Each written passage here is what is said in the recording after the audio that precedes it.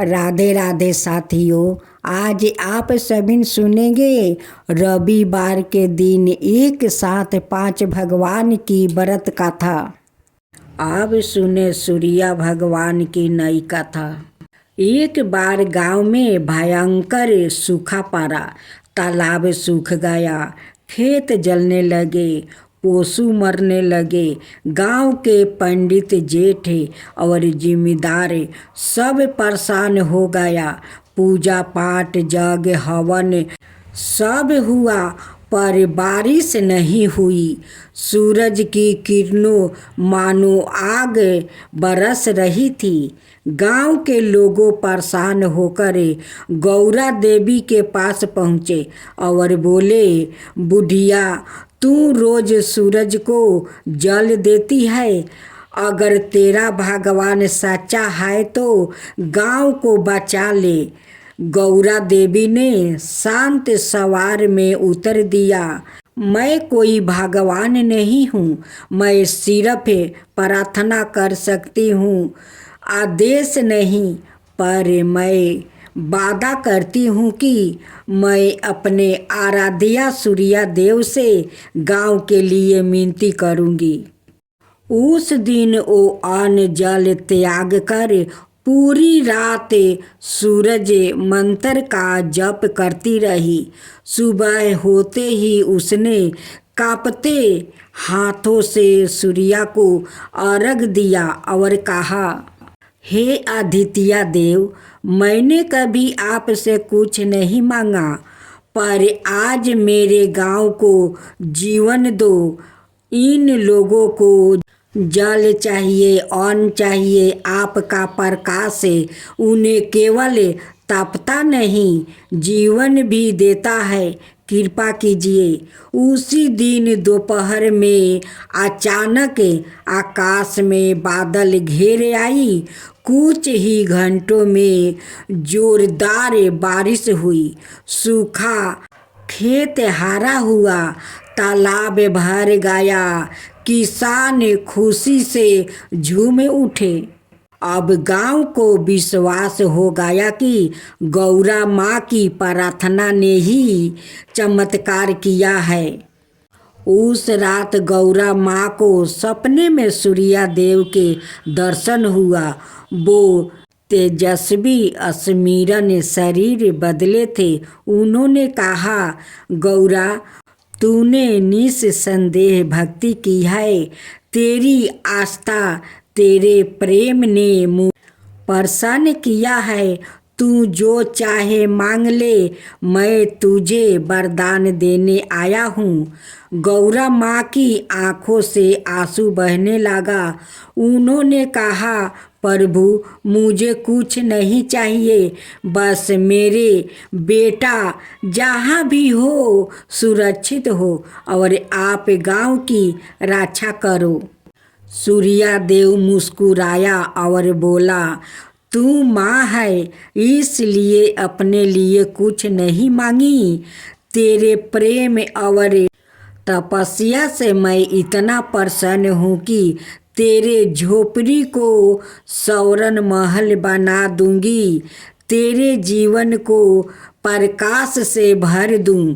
तेरा बेटा जल्द ही लौटेगा। सुबह होते ही लोगों ने देखा गौरा देवी की झोपड़ी अब एक सुंदर चमकता घर बन गई थी। चारों ओर फूल खिलते थे। आंगन में तुलसी का पौधा लहरा रहा था। सवाए गांव के राजा ने आकर गौरा माँ को प्रणाम किया और फिर कुछ ही दिनों में एक युवा थका-हारा लड़का गांव में आया। वही शिव था। बरसों बाद अपनी माँ को देखने आया था। उसने माँ के चरणों में सिर रख दिया। गौरा माँ ने आंसुओं में भी मुस्कुराहट के साथ कहा, देख बेटा, सूर्या देव की कृपा में देर हो सकती है पर अंधेरा नहीं होता। गौरा माँ अब गांव की माँ बन गई। लोगों अब उन्हें सूर्यामयी गौरा माँ कहते थे।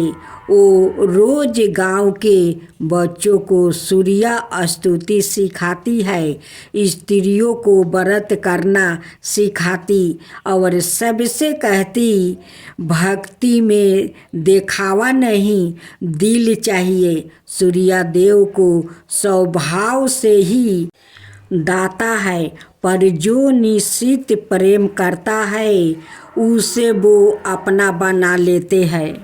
तो बोलो सूर्या देव की जय, सूर्या देव की जय। आप श्रवण करेंगे शनि देव की व्रत कथा। एक गांव में एक बूढ़ा ब्राह्मण था जो शनि भगवान का वो परम भक्त था। वो बचपन से वो शनि देव की वो भक्त बन गया। उनकी मंदिर में वो रोज जाकर पूजा करता है और शनिवार के दिन वो ब्राह्मण उपवास करता है। उस दिन प्रसाद शनि भगवान को अर्पित करता है। पूजा समाप्त हो जाता है तो ब्राह्मण जितने भक्त लोग शनि मंदिर में जाते हैं उन्हें प्रसाद बांट देते हैं और जो प्रसाद बाँच जाता है वो ब्राह्मण वो प्रसाद को भोजन करके और रह जाता है। ब्राह्मण देव इतना शनि देव की भक्ति में लीन हो गया था कि वो कभी अपना शादी नहीं किया, अपना परिवार नहीं बनाया। जैसे जैसे दिन बीत रहा था वैसे वैसे ब्राह्मण देव का वयस हो रहा था।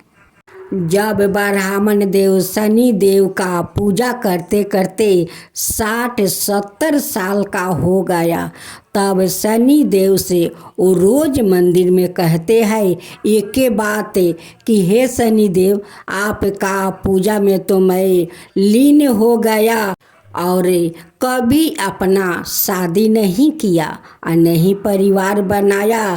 तो हे शनि देव, मेरा अपना कोई नहीं है। हे शनि देव, जो है आप सब कुछ मेरे लिए है। जब मेरा मृत्यु हो तो एकांत में ना हो। जब मेरा मृत्यु को होगा तो आपका मंदिर के सामने होगा। यही मुझे आपसे वरदान चाहिए, क्योंकि आपके मंदिर के सामने बहुत सारा भक्तों रहते हैं।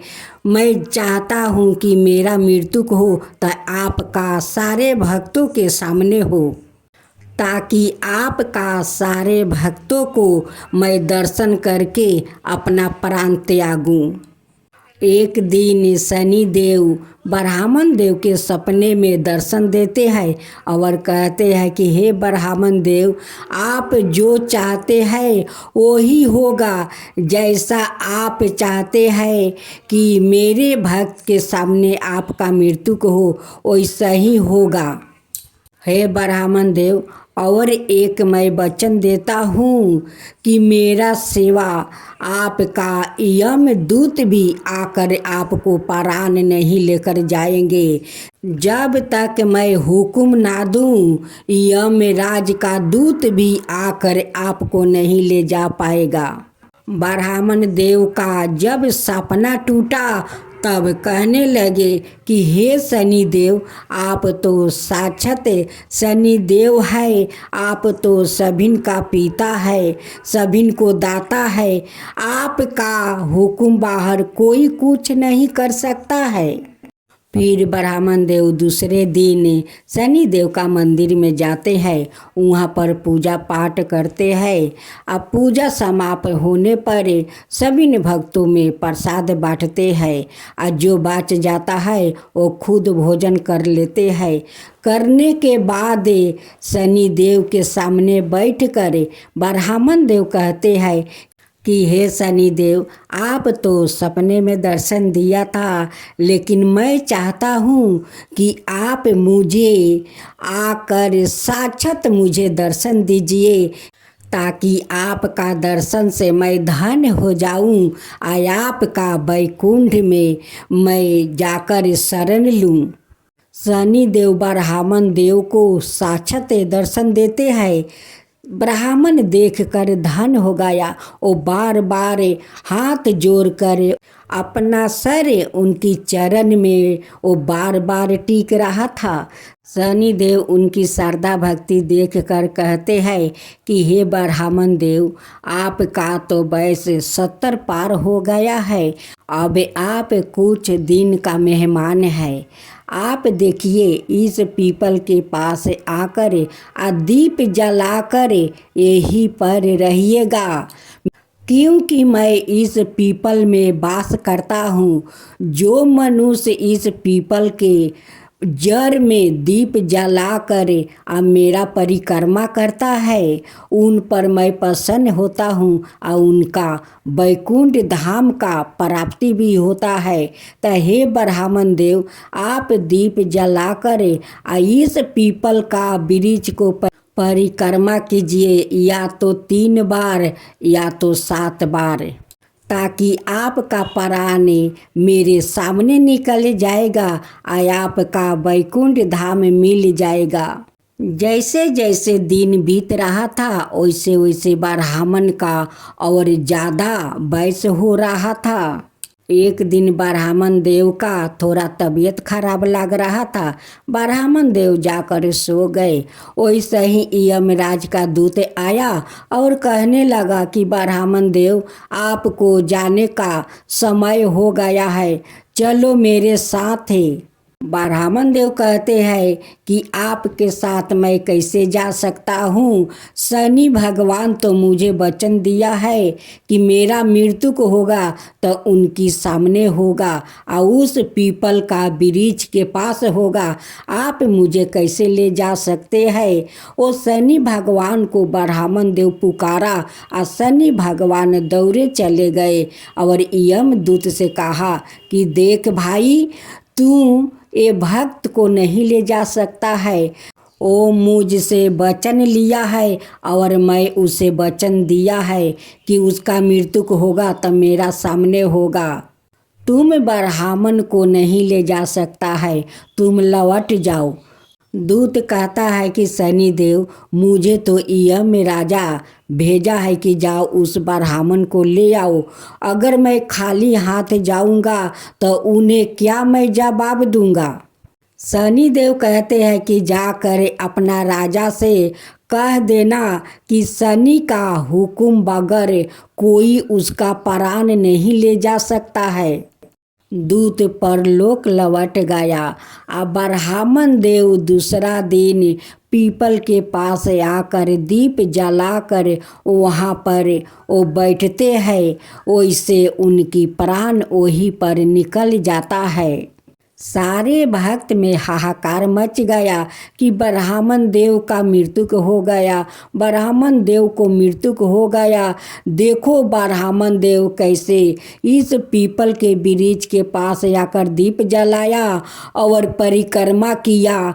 परिक्रमा करते हुए ब्राह्मण देव का प्राण कितना अच्छे से निकल गया। कोई दुख नहीं पहुंचा, कोई कष्ट नहीं हुआ। ब्राह्मण देव का शनि वैकुंठ मिल गया। हे शनि देव, जैसे आप उस ब्राह्मण पर कृपा किया वैसा ही सब पर करना। जो आपका कथा कहे, जो सुने, जो हुंकार भरे, उन सब का ऊपर वैसा ही कृपा कीजिए। हे शनिदेव, वैसा ही कृपा कीजिए, सब पर कृपा कीजिए। जय शनिदेव, जय शनिदेव। अब आप सुनेंगे काली माता और भगवान शिव की व्रत कथा।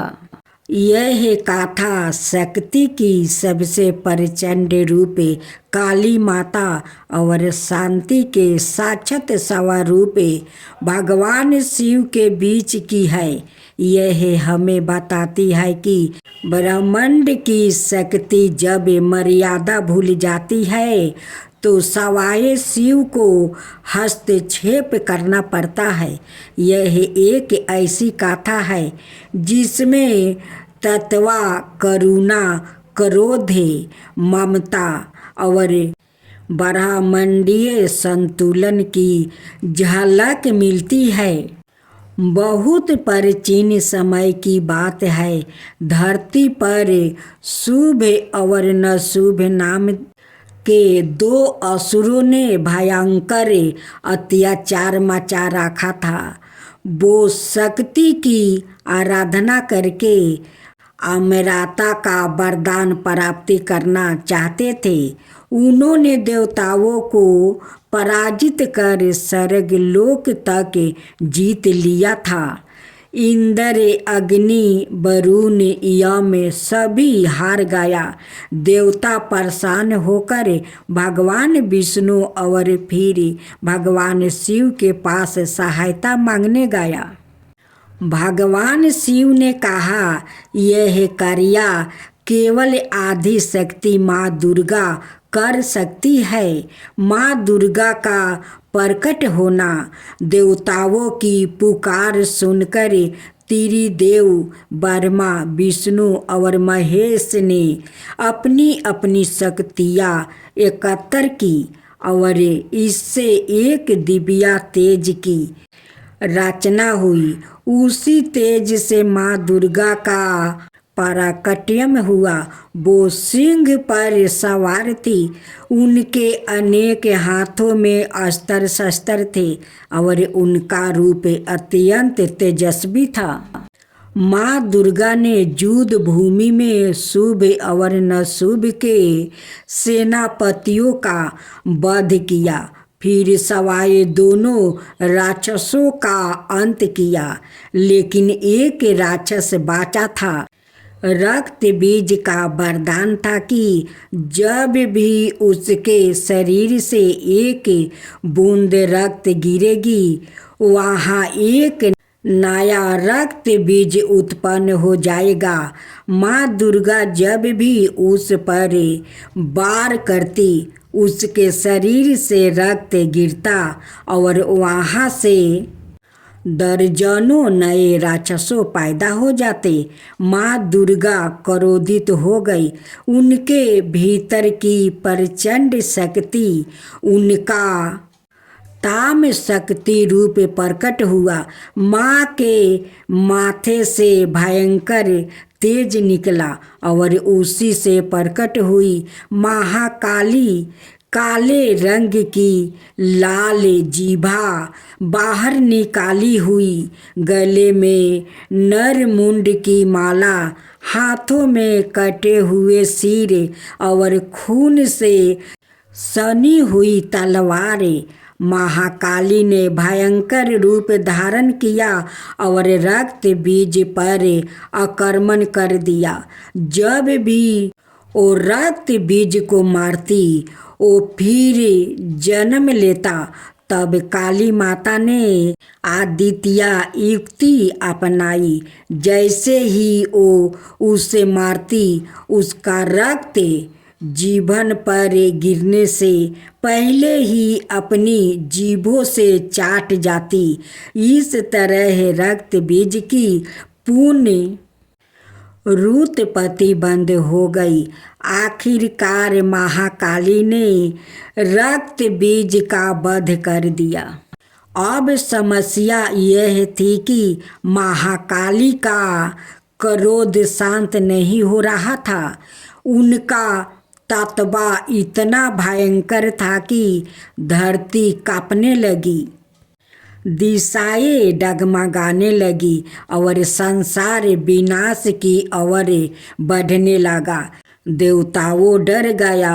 वो भगवान विष्णु के पास गया, लेकिन उन्होंने कहा अब केवल शिव ही उन्हें रोक सकते हैं, क्योंकि वो ही उनके पति है और उनके प्रेम स्वरूप है। भगवान शिव जानते थे कि काली माता गहरे ध्यान में नहीं है, वो तुरंत तामसिक रूप में है। वो किसी की बात नहीं सुनेगी।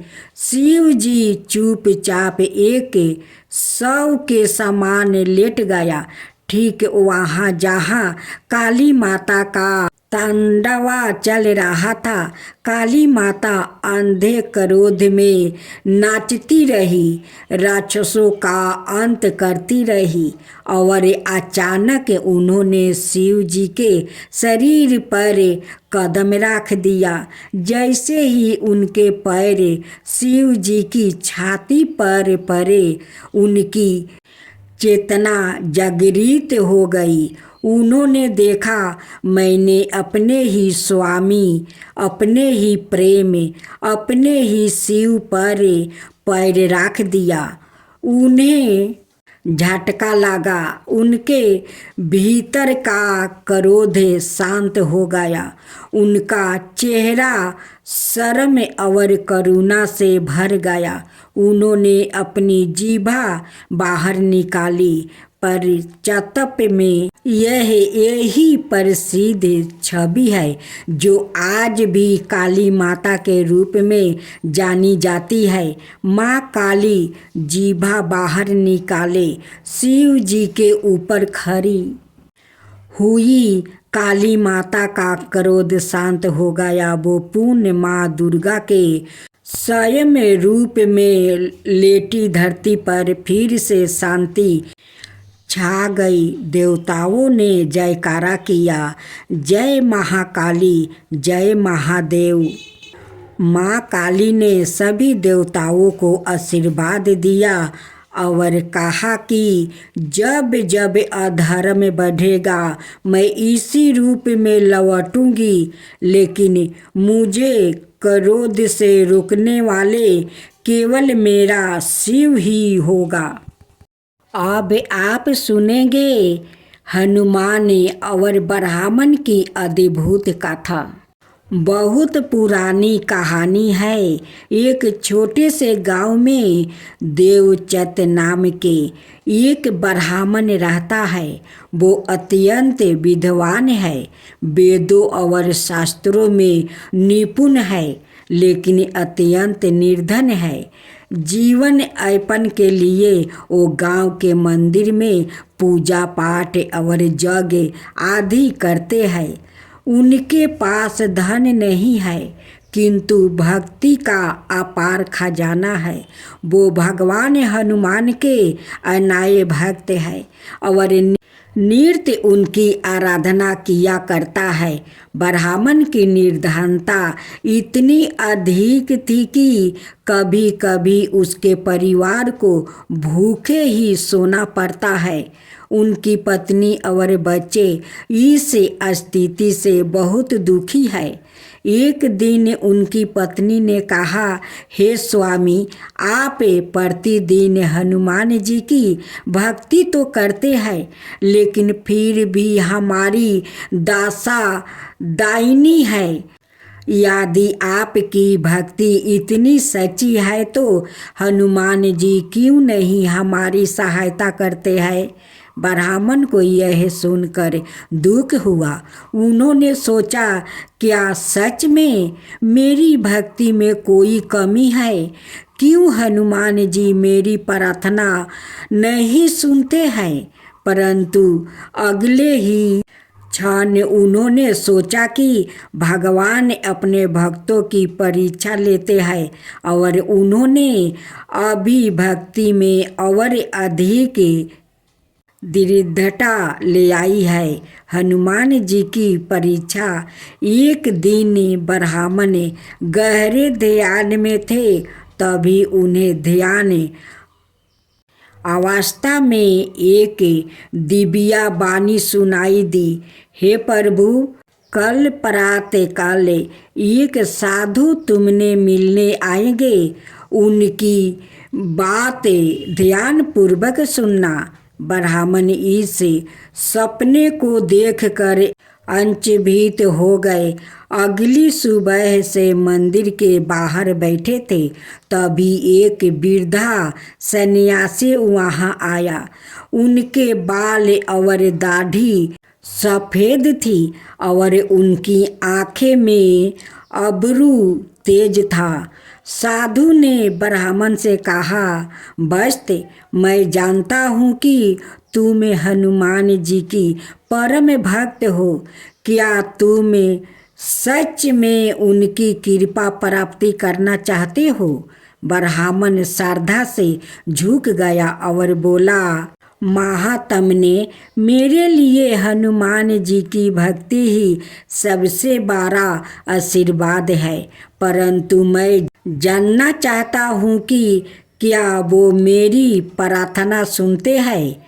साधु मुस्कुराए और बोले, काल प्रात सूर्योदय से पहले नदी के किनारे जाओ और वहाँ प्रतीक्षा करो।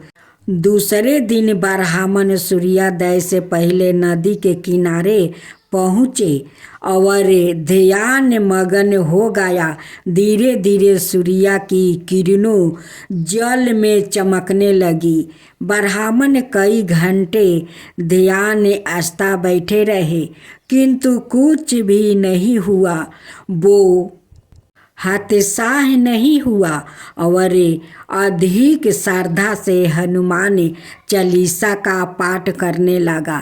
तभी अचानक बाहुमंडल में एक अद्भुत परिवर्तन हुआ। आसमान में घने बादल छा गई। एक दिव्य प्रकाश प्रकट हुआ और वहाँ एक विशाल बानर प्रकट हुआ। उनकी देह चमकीली हुई थी। उनकी आँखों में अपार करुणा और शक्ति थी। ब्राह्मण समझ गया कि यह सवाई हनुमान जी है। वो श्रद्धा से गिर पड़े और बोले, प्रभु, आपने दर्शन देकर मेरी भक्ति को सफल कर दिया है। हनुमान जी ने स्नेह पूर्वक कहा, बस्त, मैं जानता हूँ कि तुम निर्धनता से परेशान हो, परंतु तुमने कभी मुझसे धन की याचना नहीं किया। तुम्हारी प्रतीक्षा पूरी हो चुकी है। ब्राह्मण ने सिर झुकाया और कहा, प्रभु, मैं केवल आपकी भक्ति चाहता हूँ, ना कि कोई वैदिक वस्तु। हनुमान जी ने प्रसन्न होकर कहा, फिर भी तुम्हारे परिवार की सुख संपत्ति के लिए मैं तुम्हें एक आशीर्वाद देता हूँ। इस गांव के पास एक पुराना मंदिर है। उसके नीचे एक गुप्त खजाना गाड़ा हुआ है। वो खजाना तुम्हारा है, किंतु याद रखना, उसका उपयोग केवल धर्म और भलाई के लिए करना। ब्राह्मण ने हनुमान जी के आशीर्वाद अनुसार उस स्थान की खोदाई की। वहाँ सच में एक विशाल खजाना निकला, जिसमें सोने चांदी के सिक्के और बहुमूल्य रत्न थे। ब्राह्मण ने उस धन का उपयोग अपने व्यक्तिगत सुख के लिए नहीं किया। उन्होंने गांव में एक बड़ा मंदिर बनवाया, जहां नृत्य रामचरितमानस का पाठ होता। उन्होंने धर्मशाला बनवाया, जहां साधु संतों और यात्रियों के ठहरने की व्यवस्था की गई। गरीबों के लिए भोजनशालाएं की स्थापना की, जिससे कोई भी भूखा ना सोए। उनकी उदारता और भक्ति देखकर पूरा गांव उनकी प्रशंसा करने लगा। कुछ लोगों ने उनसे पूछा, आपके पास इतना धन आया, लेकिन आपने उसे अपने लिए नहीं रखा। ब्राह्मण ने उत्तर दिया, यह धन मेरा नहीं है, यह प्रभु हनुमान जी की कृपा से मैं केवल उसका संरक्षक हूँ। इसे लोक के कल्याण में लगाना ही मेरा धर्म था। हनुमान जी का अंतिम वरदान था। हनुमान जी यह सब देकर अत्यंत प्रसन्न हुआ। एक रात ब्राह्मण के सपने में आए और बोले, बस्त तुमने धन को लोभ से नहीं बल्कि धर्म के लिए उपयोग किया है, इसलिए मैं तुम्हें एक और वरदान देता हूँ। तुम्हारा परिवार कभी भी अन्न धन से वंचित नहीं रहेगा और जब तक यह संसार रहेगा लोग तुम्हारा पुण्य कार्यों को याद करेंगे। ब्राह्मण ने श्रद्धा से हनुमान जी को प्रणाम किया। उनके जीवन की सभी कठिनाइयाँ समाप्त हो गई। तब बोलो हनुमान जी की जय, हनुमान जी की जय। उन्हें पीपल पथवारी की कथा कहानी। एक बुढ़िया थी, उसने अपनी बहू से कहा, तू दूध दही बेच के आओ। वो बेचने गई तो रास्ते में औरतों पीपल पथवारी सींच रही थी। उनको सींचता देखकर बहू ने पूछा कि तुम यह क्या कर रही हो? औरतों बोली कि हम पीपल पथवारी सींच रही हूँ, इससे अन्न और धन होता है। 12 बरस का बिछड़ा हुआ पति मिल जाता है। तो बहू बोली, ऐसी बात है तो तुम पानी से सींचती हो तो मैं दूध से सींचूंगी। गुजरी बहू रोजाना दूध दही बेचने नहीं जाती। वो रोजाना दूध को पीपल में और दही पथवारी में सींचती है। सास दूध दही का दाम मांगती है तो कह देती है, महीना पूरा हो जाने पर लाकर दूंगी। महीना पूरा हो गया। पूर्णिमा के दिन बहू पीपल पथवारी के पास जाकर बैठ गई। पथवारी ने पूछा, तू मेरे पास क्यों बैठ गई?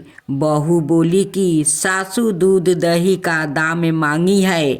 पीपल पथवारी बोली कि मेरे पास क्या दाम रखा है? यह भारा डिंडा पान पथौरा, इसको ले जा। बहू ने वही ले जाकर कोठरी में रख दिया और डर के मारे कपड़ा ओढ़ कर सो गई। सासू बोली, पैसा ले आई? बहू बोली, कोठरी में रखा है।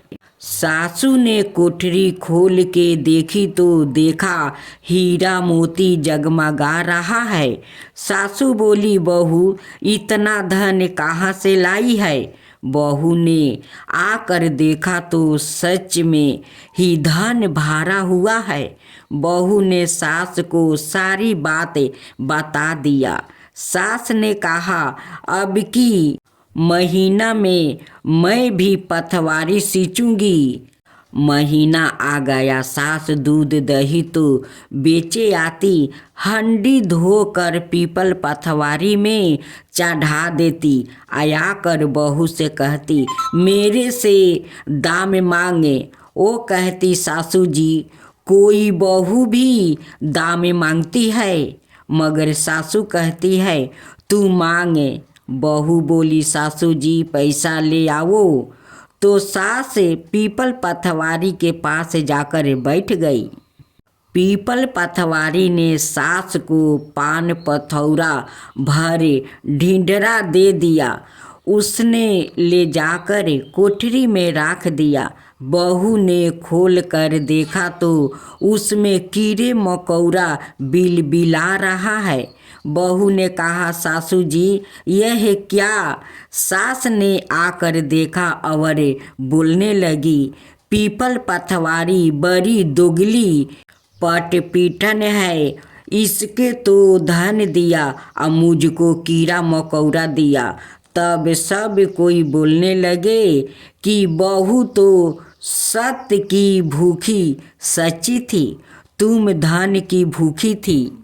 हे पथवारी माता, जैसा बहू को दिया वैसा ही सबको देना, जैसा सास को दिया वैसा किसी को ना देना।